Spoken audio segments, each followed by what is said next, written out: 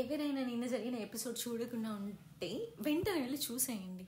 అలా ఉంది ఎపిసోడ్. అస్సలు ఏంటి బిగ్ బాస్ ఆ గేమ్లు, మైండ్ బ్లాక్ అయిపోతుంది ఆ టెస్ట్లకి. నాకైతే అందరికీ అలాగే ఉంది. రోహిణి అయితే ఇచ్చి పడేసింది. శివంగివే శివంగివే అసలు కరెక్ట్గా యాప్ట్గా సెట్ అయింది ఆ పాట అయితే లాస్ట్లో. ఈ మధ్యలో అసలు ఏం గొడవలు ఏంటి, ఆ ఆటో ఏంది, దాంట్లో నుంచి నెట్టేయడం ఏంది ఇది.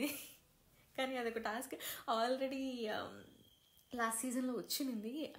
కాకపోతే అప్పుడు ఆటో కాదు, కారు అలాంటివి పెట్టున్నారు. ఇప్పుడు ఆటో పెట్టున్నారు, నెట్టేయడానికి ఈజీగా ఉంటుంది అని చెప్పేసి ఆటో పెట్టారు. ఆ ఆటోలో నుంచి ఫస్ట్ అయితే తేజాన్ని నెట్టేస్తారు. తేజాన్ అయితే అసలు యష్మి అయితే కాలుతో నెడుతుంది. కాలుతో నెట్టేది ఎవరైనా గమనించారో లేదు? చేత్తో నెట్టండి పర్లేదు, కాలుతో నెట్టడం ఏందండి మనిషిని పట్టుకొని.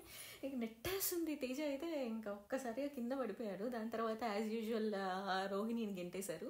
రోహిణిని గెంటేసిన తర్వాత ఇప్పుడు అసలైన ఆట, ఈ పృథ్వీ యష్మినా లేకపోతే విష్ణుప్రియానా? న్యాయంగా చెప్పాలంటే విష్ణుప్రియని బయటికి తోసేయచ్చు. ఎందుకంటే విష్ణుప్రియ ఆల్రెడీ మెగా చీఫ్ అయింది. దానికి మళ్ళీ విష్ణుప్రియని గెంటేయకుండా మళ్ళీ యష్మి మీదే టార్గెట్ చేశారు. యష్మిని పెట్టచ్చు, యష్మి చీఫ్ అయింది కానీ మెగా చీఫ్ అవ్వలేదు.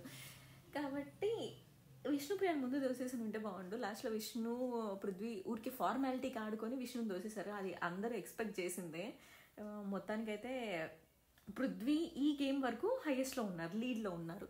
దాని తర్వాత తెడ్డు మీద వాటర్ అని చెప్పేసి ఆ గేమ్లో రోహిణి చాలా డెడికేటెడ్గా, ఈవెన్ తేజ కూడా చాలా డెడికేటెడ్గా ఆడారు. ఎలా అంటే దాంట్లో నుంచి వాటర్ బ్యాలెన్స్ చేస్తూ పైకెక్కి వాటర్ పోసి చాలా బ్యాలెన్సింగ్గా ఆడారు, నిదానంగా ఆడారు, ఫోకస్ పెట్టి ఆడారు.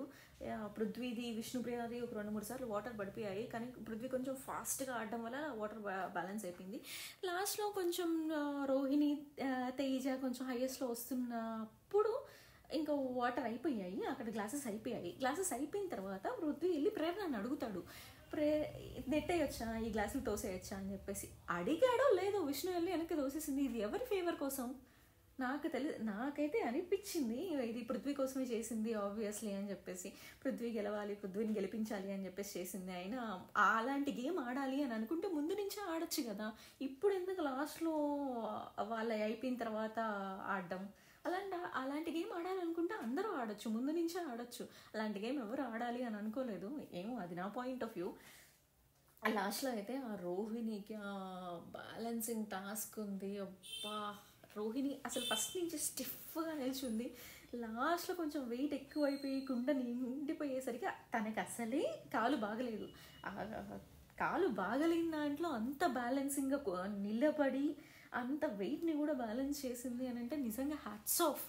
ఈవెన్ పృథ్వీ కూడా ఎక్కడ తగ్గలేదు. జస్ట్ ఇద్దరికి ఒక్క సెకండ్ గ్యాప్లో రోహిణి మెగా చీఫ్ అయిపోయింది. ఆ ఎంట్రీ ఉనింది. గౌతమ్ అయితే పైకి ఎత్తేసాడు రోహిణిని. తన పెట్టిన డెడికేషన్, తను పెట్టిన హార్డ్ వర్క్ అలాంటిది. She deserves that. కాలు యాక్సిడెంట్ అయ్యి బాగలేదు అయినా కూడా అంత సూపర్గా ఆడింది. మొత్తానికైతే ఏంటి, last mega chief of season 8 Rohini.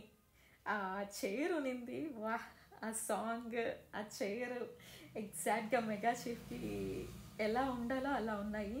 And finally house మొత్తం హ్యాపీ. బట్ పృథ్వీ కొంచెం డిసప్పాయింట్ అయ్యాడు. బట్ తను కూడా చాలా ఎఫర్ట్స్ పెట్టాడు. నిజంగా hats off to Prithvi as well.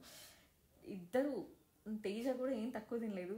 కాకపోతే తేజ కొంచెం బ్యాలెన్స్ చేసి ఉండాల్సింది, ఇంకొంచెం సేపు బ్యాలెన్స్ చేసి ఉండాల్సింది. కానీ తేజ కుండ కొంచెం ఫాస్ట్గా నిండిపోయింది. వీళ్ళిద్దరితో పోలిస్తే తేజ అది కొంచెం ఫాస్ట్గా నిండిపోయింది. మొత్తానికి సూపర్గా ఉంది నిన్నటి ఎపిసోడ్ అయితే. ఎవరైతే చూడలేదో చూసేయండి ముందైతే ఎపిసోడ్ని వెళ్ళి, చాలా ఇంట్రెస్టింగ్గా ఉంది.